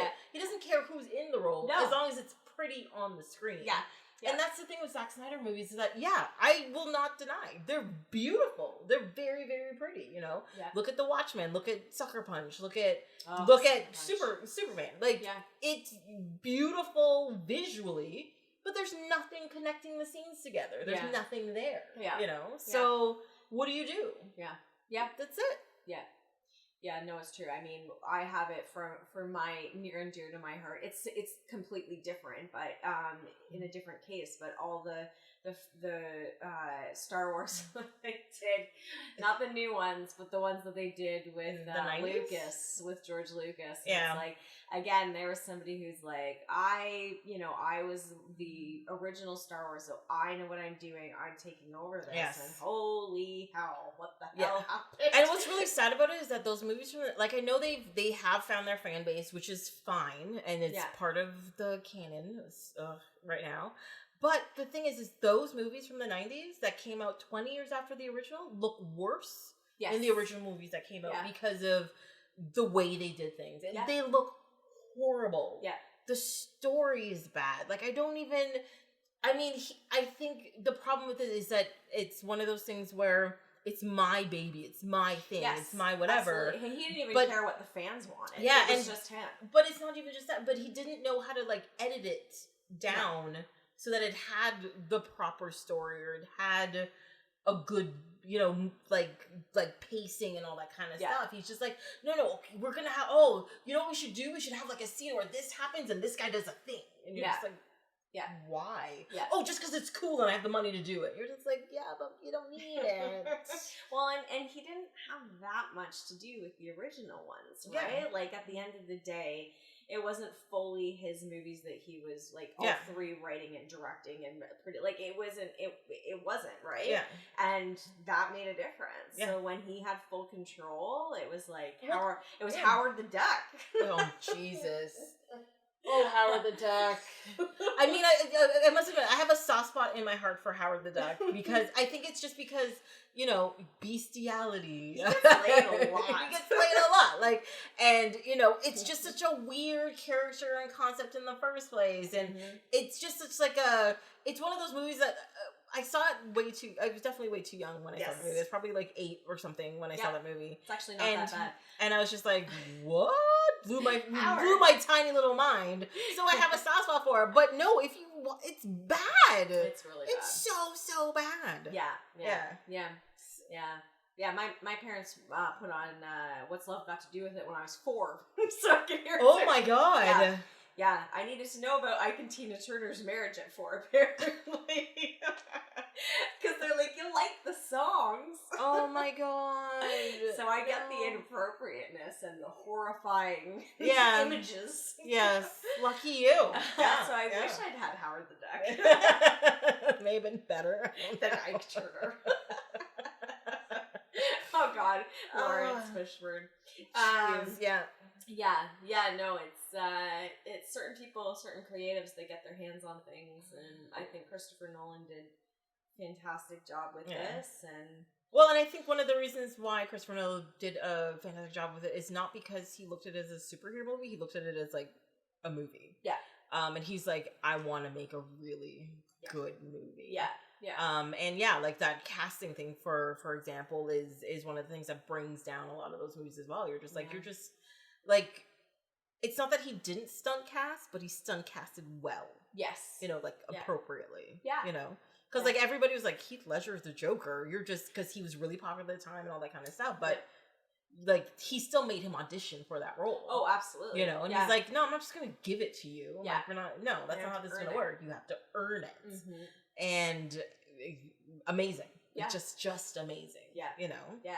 And I like the fact that Heath Ledger also, like, I was reading stuff about it, like, he brought little tidbits into it and, like, certain things were his idea. Mm-hmm. And, like, for example, the part where he's leaving the hospital and, like, the bomb's going off and then it stops and he's like, that was his idea, apparently. Yeah. And I was just like, this is amazing. Yeah. And the clapping. The clapping part was his idea, too. No one told him to clap, but he just did it. It's awesome. That's the thing. Yeah. Anything else? I don't think so. You can look at my notes. That's the thing. I surprisingly have very little notes for these movies because they've started and then I just got lost in them and I was like, oh, it's finished, and I didn't write anything down. Yeah, no, it wasn't. I think I've pretty much. Yeah. I think I've pretty much. I guess something that we can see when I was talking about Gotham as well, and it comes up with both movies, is the not complete, but almost complete lack of CGI. Like, he just... Yeah, he's a very practical... realism. He's a practical effects guy. About. Yeah, mm-hmm. Yeah. And, you know, even the prosthetics are very minimal until you get to Harvey Dent, obviously. Mm-hmm. But there's just... It's so... Yeah, it's so practical. And they just filmed Gotham in Chicago. Mm-hmm. For Chicago. It's like, we tried. We have Obama and Kanye. We've done some stuff. We've done things. I mean, come on. Deep dish pizza, anyone? Yeah. Yeah. Well, because even like how they did, especially in The Dark Knight, like that tunnel scene. Yeah. You know, with like the tumblers going through and they have like the big rig trucks and like they're trying to get like Joker. No. Wait, who's in the truck that they're trying to hunt down? Harvey. It's Harvey that's in there. Oh my god, it's so good. Yeah. It's just and the thing too is that especially now that a lot of the movies, like the action movies and stuff, to make the fight sequences seem more frenzied and intense, mm-hmm. they're very choppy. Yeah. And like you don't actually you have an idea of what's going on, but you don't actually see what's going on. Yeah. Unless you watch John Wick, then yes. Especially that third movie. Oh my god, you see everything. Anyways, and this is one of those movies where no, you're allowed to see what's actually happening. Yeah. You know, and that's one of the things I really like about it. I'm like, you're allowed to see. No, he got punched there, and then he swiped him over here, and then he jumped backwards over there and elbowed him in the face, and then he did this, and you see the whole sequence. Yeah. And I love that part about it. Yes. Yeah. And also how frustrated the Joker is that he won't kill him. Yes. He's like, every time, like when he was gonna run him over, and then when he was falling off that building at the end, he's like, come on, like what do I have to do? Get your shit together. Jesus. Just kill me. Yeah, well, because the reason why he was getting all upset that he wouldn't kill him is because his whole point was to break people and show them that they're not as good as they are, or they won't. Yeah, they can change. Mm-hmm. And Batman's whole thing is, I don't kill people, and if he can get him to the point where he does kill him, he wins. Yeah, right. Yep. Yeah, and he'll break them like he did Harvey. Yes, exactly. Yeah. Exactly. And that's actually, now that I think about it, that's one of the big juxtapositions between the anthology that we did before and these two movies. One of my notes from the last episode was Batman's fucking killing people. Yeah. Right? Like, I watched it, was like, oh my god, he literally just set that guy on fire on purpose. Yeah. Oh my god, he pushed that guy off of a bridge. Oh my god, he did this. Yeah. And like, his whole not killing people wasn't part of that storyline. No. And it shocked the crap out of me because the one before that was the animated series where it's all about, no, they actively show that nobody dies. Like, quote unquote, you know? And this movie these two movies get back to that. They're like, no, he doesn't kill people. He doesn't let people die. Yeah. No matter how bad they are, they're going to face justice, quote unquote. Well, that's the thing, right? Like, and that's, I think, why he wanted such a close relationship with Jim Gordon. Like, he's like, let's go back to way it should be, where, you know, I will round them up and literally leave them at your police doorstep, and then you get them in jail, and then we lose all this corruption. Yeah. So, because going out and just killing people doesn't end the corruption. It just makes them sneakier. No, you know? Exactly. Sorry, it just kind of reminded me of a article I was reading about. Scientists are doing studies on like evolution still and all that kind of stuff, and the article, it was clickbait, but it pretty much brought me and was like, stop killing spiders, you're making them smarter. And I was like, what? I'm sorry, what? And of course, because it's an evolution thing, right? Because the spiders that you're seeing are the stupid spiders. And the ones that live, of course, get sneakier and smarter and hide better and stuff. God, that's and they procreate. So then the spiders are going to get smarter, right? And I'm itchy. Oh, God. Where are they? They're everywhere. You just can't see them. So it's the same thing with corruption. Just killing them just makes the corrupt people that are still alive sneakier, smarter, and just get better get better at hiding what they're doing. And they're hiding from one person versus an entire police, department, which is what it should be. Is the whole department? Yeah, working together, stopping what they're doing, and so that they're afraid of anybody in uniform other than just Batman. Like that's what they said in the beginning of Dark Knight after they do the whole bank robbery scene. They're like, you have more chance of winning the lottery than you do of running into him, because he's just one guy. Right. And Gotham's so corrupt that he can't be everywhere. So. Yeah, and if 800 people are being robbed at the same time, he's going to stop one of them, not 800, right? But if you get the cops behind you, 800 people rob you, 785 are going to get stopped. Exactly. And it's good that way. Yeah. And if he just continues to kill them, then again, they're just hiding from him and he's not working on the police and the legal department and everything else. So and showing that the corruption doesn't work will get corrupt cops off the street as well. It'll stop, or at least get them to come forward or stop them from doing what they're doing, and get on the quote unquote right track or whatever, like quote unquote fix the system. Yeah. So and it's true. It's he was thinking people could be like, just kill them. That's small picture. He's thinking he's actually like the Batman that thinks big picture. Yeah. Right? Yeah. Yeah. It works out. Yeah. He needs a lozenge or so because he probably has a sore throat. But other than that, he's big picture Batman. That voice, man. That voice. And he worked on it for so long. Yeah. And then he went even... I can't remember what the reason was why he went even rougher in the second one. There was a reason that he had in his brain, but Christian Bale's a bit wackadoo. So. But he's also one of those really intense method actors guys. Can you imagine those two on the set together, him and Heath Ledger? That would have been yeah, I think it would have been uncomfortable. I think because I think they're also the type of people not necessarily Heath Ledger, but him for sure would be no, you're the Joker. You have to stay away from me. I will fight you. He would have been that guy. You know what I mean? Yeah. And Tom Hardy is a major method actor, so he wouldn't have come out of Bane. No, not at all. Yeah, so that would have been also uncomfortable. Poor cast and crew's what's with these I'm dude, it's a movie. God. Just take the thing off your face. We don't know what you're saying. What do you want for lunch? I want a hors d'oeuvre.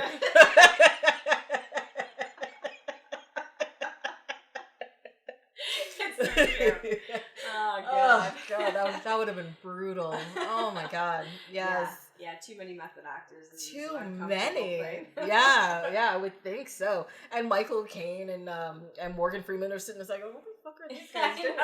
Can't you guys just turn it on and be good actors? To keep it. Did you miss that class where you turned it off for a little while? You didn't get back into it after? Kind of thing, I know. It's funny how some people they really do commit to a role. I was reading that Heath Ledger locked himself in a hotel room for 6 weeks preparing for this, and I'm that's 6 weeks out of your life, man. And, but I mean, that's 6 weeks. I mean, okay, he died, which is sad, so it made it a lot shorter. But if he had lived, that's 6 weeks. Made him $50 million. He's fine. Yeah. No, it's true. It's true. And I'm glad he won the award for it. Do you think he would have won the award if he had been alive? I think he would have been nominated if he had been alive. I think he would have been nominated. Yeah. I think he deserved the award. Absolutely. I don't think he would have won. No. If he lived, no. There's no way. That's not what the Academy does. Which is sad because then it felt like they gave it to him. right? And it's like, and they didn't at all. He completely earned that role. But the same thing happened with, for example, like Russell Crowe when he won for Gladiator, and he should have won for LA Confidential. You know, they're like, he deserves an award, and he did a good job this time. Let's give him an award. I'm not saying Gladiator's a bad movie or anything. It just wasn't Oscar worthy. No, right? It wasn't as good as what is well. It's the same with Leonardo DiCaprio. It's like, okay, we've missed every single one. Yeah. So and he has been amazing in so many movies. Yeah. And personally, I still haven't watched The Revenant. Yeah. It's not a movie that has Tom Hardy's in it. he is in it. No, that's true. He's in that one, isn't it? But I don't know. There's just nothing about the movie that makes me like, oh, I want to see this. I want to. Depressing as hell, and that's the problem, right? Yeah. And it's not like other movies of his haven't been depressing. Like, personally, I think he should have won for This Boy's Life. That movie is depressing as shit, but it is so well done, and he's so good in it, you know? Yeah. Even if, like, you do something more recently, like The Departed, he should have won for The Departed. Absolutely. He was so good in it. He would have deserved it, but... Another one, I don't even know if he was nominated for it, because it just didn't fit with them. But, what was the one where he was a detective, and then he ended up being crazy? That movie messed me up a little bit, because... It was haunting, and he was so good in that movie. Yes. And he was good in Django. I don't even think he was nominated for Django. No. And I'm like, what? Yeah. We're serving white cake? Give him an Oscar for that.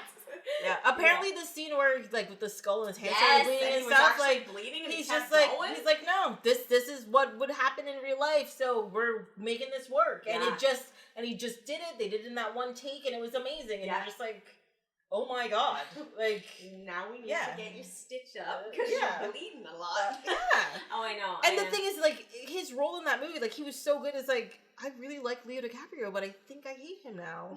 I know it's a role, but I hate you so much. I know. You know? Yeah, that's me with slave movies, where you were saying like the uncomfortable. I can't do anymore. I really can't. I can't. I can't do any more slave movies, and I can't do any more Holocaust movies. I can't do war movies in general. Yeah. I get it. Like, I think they redid Roots, and it was supposed to be amazing. I'm like, I can't. Like, I just can't. I can't get myself there. Yeah. So. Well, and one of the things that really annoys me is I have like a. Is there such a thing as black guilt? I think there's a thing as black guilt, but I have a black guilt about like a lot of those movies where people are just like, you owned a slave in your time machine. I was the house slave. Thank you very much. We make jokes because it's uncomfortable. And I'm so white. Right, yeah. God. It's true. Together we make half of an Oreo. It's fine. No, but the thing is like a lot of people are just like, you know, why haven't you watched like all of these slave movies, and why haven't you watched, you know, the oppression of your people and all this kind of stuff? I'm like, fuck off. Yeah. Like, seriously. Yeah. I know my oppression. I live with it all the fucking time. I mean, black women in North America. I am oppressed in some way, shape, or form. Yeah. It's fine. Yeah. You are an obnoxious white man telling me that I need to know my people. Go to hell. Oh no, is it white people who tell you? It's not just white people. It's no black people. You know, I remember this was, I'm not going to say what year because this was a long time ago. Well, no, I guess people probably have figured out my age by this point, but it's fine. Anyways, but years ago I used to work in a bookstore. And I don't read books based on like the author's color of their skin or man or woman or whatever. I base it based on content. Yeah. You know, like I do that? I guess they do. Yes, they do. Yeah. The reason why I know this is because I was berated several times because people come and go, I'm looking for a black author. And I'm like, well, I know these people are black. Are these books any good? I'm like, I have no idea. And they're like, why aren't you reading these books? These are people of your culture and blah, blah. I'm like, this book is about a slave. This book is about a murder. This book is about, what was it? There's an author that does like black people romance novels. Yeah. And it's about, you know, girl getting her Gucci. And you're just like, fuck you. Yeah. That is not my world. That's not something I want to read about. That's not something that I want. And it's not that I don't know about slavery and like the oppression of black people and, you know, the issue of our systemic racism and all that kind of stuff. Like I said, I live it every day. Yeah. And I'm happy for you that you want to read it. Yeah. But as another black person, you don't have to tell me I need to read books about it. No. I'm good. It's ridiculous. Yeah. I'm good. I wouldn't even think about that. I mean, I have such a big part and am part of the LGBTQ community, and I would never think to just read LGBTQ authors. Like that just doesn't really, or even seek them out. Like if it's a book that's supposed to be really good, I wouldn't even look at the back and see what color they are, or if it's a man or a woman. Half the time, because I read so much, I don't even know the names of the damn books. Well, that's what I'm saying. Just, like, I just pontificated about a book that I absolutely love, and I'm just like, I don't know who wrote this, and I had to like Google it, you know, and it happens to me all the time. Yeah. And unless I read like 4, 5, or 6 of a same author's books, then I'll figure out who they are. Yeah, fine. But most of the time, it's like it's one-offs of different people that I read, and I'm just like, this was a good book. Yeah. Next, that's it. You know? And I'm a big horror fan in terms of movies and books, but like, and so I read a lot of Stephen King and Joe Hill and all that stuff. And if I found out like if someone was really raving about a new female, because there's obviously not a lot of female voices in that genre, I would probably be like, cool, I'll check them out. But I wouldn't be like, finally, and march down to my bookstore. I gotta buy the woman one. And I won't buy one more Stephen King as a result. And I just would never think like that. Well, because people are also like, you have to support, you know, your brother. And I'm just like, oh, jeez. Yeah, but I would buy it and read it if I had any interest in the content or I liked it, you know? That's being racist in itself. It's putting you into a box, and it's ridiculous. The funny thing is one of the books, this is another person I'm going to actually have to look up.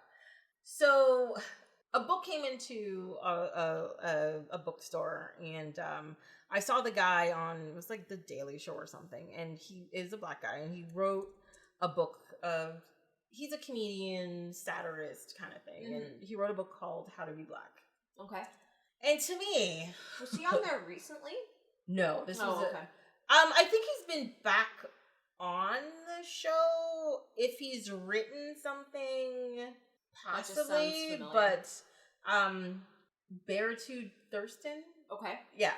And like listening to him in the interview and describing his experience, I was like, you know what? This is a book I can get behind. A hilarious title, Black Person on a Train Reading How to Be Black on a Train. Hilarious, you know. Just the, you know, we have to learn how to be us too. Thank you very much. Just for the humor in itself on the damn subway. Yeah, and I sat there reading the book, and I was thoroughly offended by the book. As a black person. Yeah. And the thing is that in the book had quote unquote lessons that he broke down into certain things or whatever. Okay. And I think they were supposed to be satirical. I say think because they came across as super just generally stereotypical and racist. Yeah. But the other part of the book is that he wrote about his life as well, and like some biographical parts of it and his experience and stuff. And those parts were amazing. Right. You know? Yeah. Like he talked about, you know, growing up in the States, and he talked about a trip he took to Africa and meeting, you know, other black brethren and how it opened his eyes and all this kind of stuff. And that part totally got behind. Yeah. It was well written. It was clear. You understood his emotion. You understood where he was going with all of it. Right? Right. But then it turned into... I even forget what some of the lessons are. I don't like... it's literally one of those books that I just put out of my head. Because... I like usually don't review things unless I finish it. Right.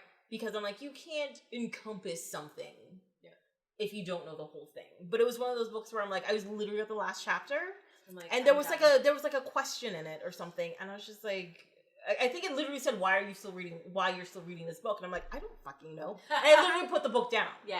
Because it's just like, this is bullshit. Like this book is one of the reasons why like stereotypes and that oppression is still out there. Absolutely, because other Black people are perpetuating it. Yep. And they don't know how to get their voice across satirically enough or sarcastically enough or as a joke enough to get other people to laugh at it with them and realize, oh, that's not right. Yeah. You know? Yeah. And I was really, really disappointed because hearing him talk, I'm like, you're an eloquent, smart man. Yeah. Who clearly has an experience and clearly has something to say, but this is how you're choosing to say it? Yeah. Yeah. What the shit? Yeah, you're just, like you said, you're just putting, you just put us back so many years. And making it into an us, right? Like saying that everybody's the same and that you're part of this group. Mm-hmm. And whether or not he wants that group to be better or different or I don't know, have more rights or whatever he wants that group to be. Mm-hmm. As long as you're thinking of it as that group and not as everyone else. The people. Yeah. Then, as long as you become a Black person versus a person. Yeah. Then you're, And that's one of the biggest problems. It's like, people are just like, no, I'm a Black person, I'm a white person, I'm a Asian person, I'm a this person. They're like, can't you just be a person? Yeah. And it's so easy for me to say as a white person, right? Like, I don't have to go through this. I have my own things that I go through in terms of being female and whatever, but I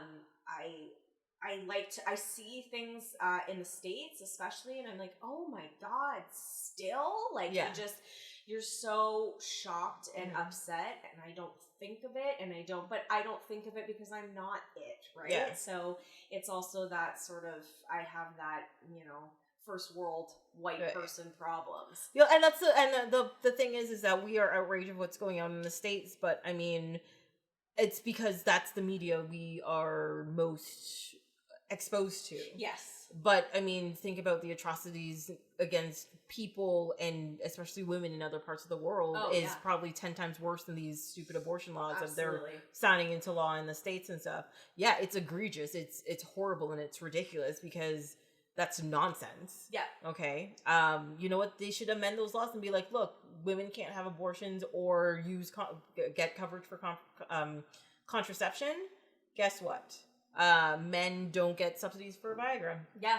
That's it. I read that. And you're just somebody said that. I was like, if you put that in there, guess what? They're not going to sign those laws. Yeah. They're not going to do it. Absolutely. So I think the problem with the States is they move forward and then they do something stupid and move backwards. Like they're back and forth. Whereas there's a lot of countries in the world where they'll make steps to give women more rights and then it will keep that way. I mean, they might get a dictator, they might have somebody awful in power that will go back, but for the most part, they put down a line. Yeah.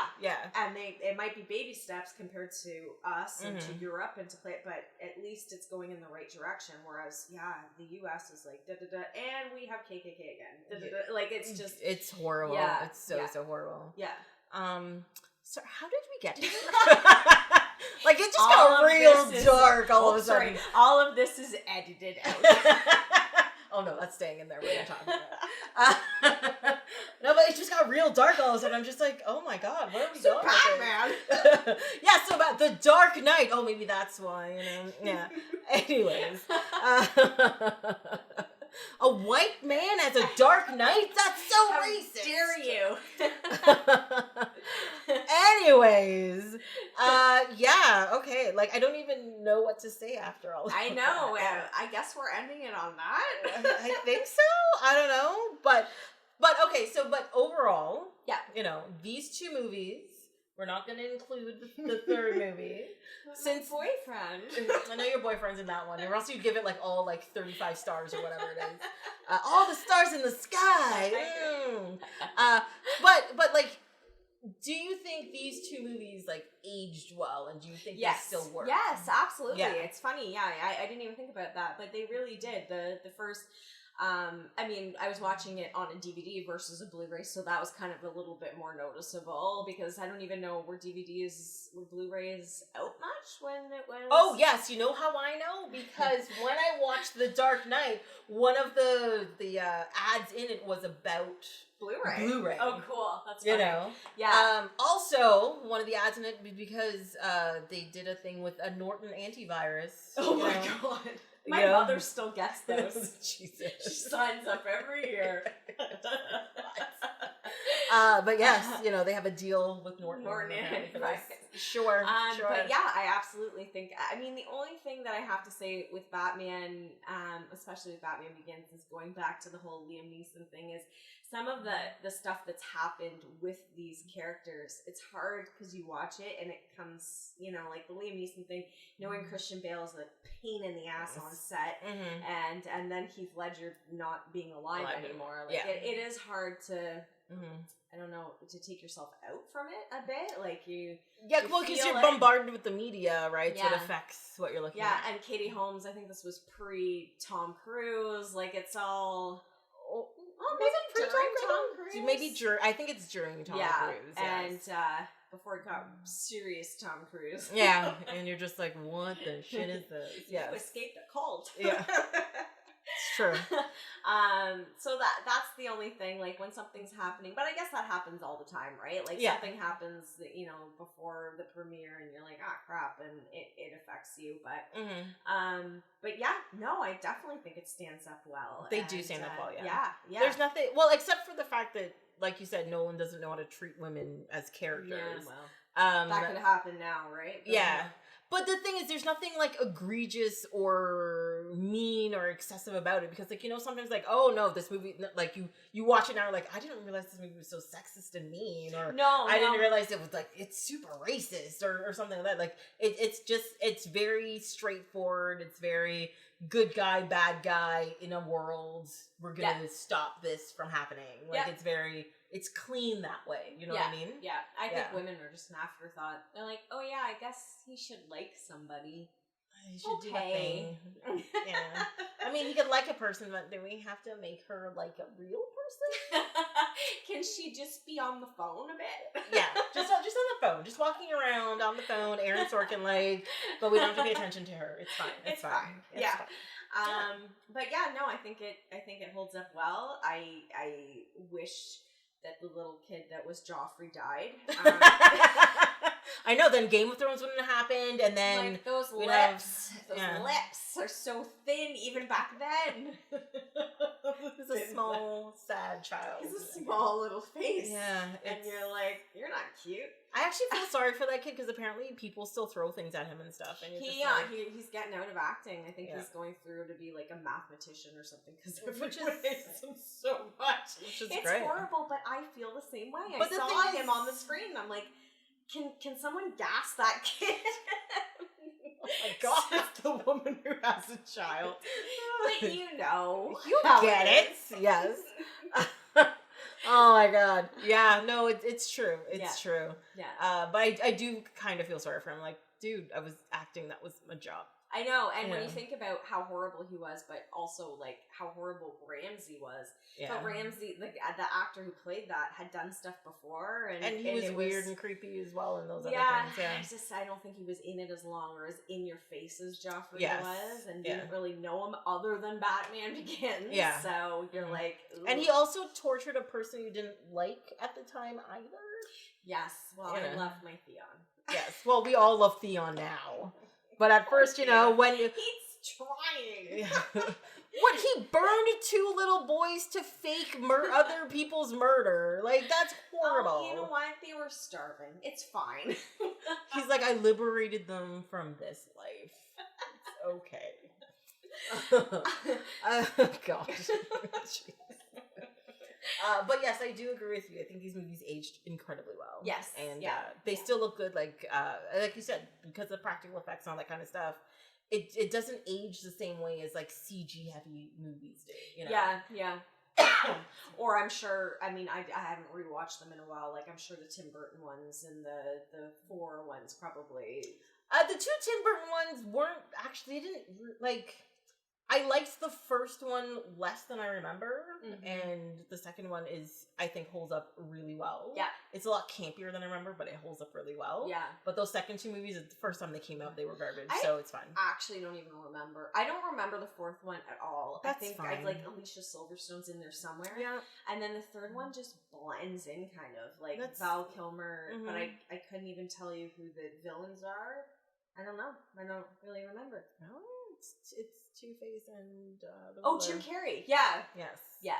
No, there's some overacting. Yeah. Jesus. Yeah. Look at me. Yeah. Like I kept telling you, like, it's fine if you don't remember. It's okay. I know. Yeah. It's probably better for you that you don't remember. Yeah. You know what I mean? Yeah. Like I put myself through that again on purpose, and I put 2 other people through it with me. So we're not friends anymore. You would have had to pay them more than gummy bears. And wine. It's true. The funny story. More than gummy bears and wine? That's craziness. Yes. So, that's fine. Yeah. But yeah. So I'm happy these two aged really well. I'm always really worried when I start watching them. I'm like, oh no, please don't be bad. And they're great. Yeah. Yeah. Yeah, it's, again, like I said, because it wasn't so, like you said, because it wasn't so CGI heavy, but yeah, again, it could have been any city, and yeah, some of the corrupt stuff is happening still. Yay! You're just like, wait, didn't I see that on the news yesterday? Oh no, that's Gotham City. Different. Different okay. times. Different times. Sure. Well, thank you so much for being here and doing this. Thank you. Yay. I only sweat a little because I was nervous. Smell me. Guys are lucky. Oh, I kid. Yes. Well, that's it for Bat-a-pa-loo-za and this episode of Off My Shelf. Until next time, you can follow along on Instagram and Twitter at ohmyshelf, or you can send me an email at ohmyshelf@gmail.com. On the next episode, we will be talking about the movies Beetlejuice and Big Fish. Hope you'll be here to listen.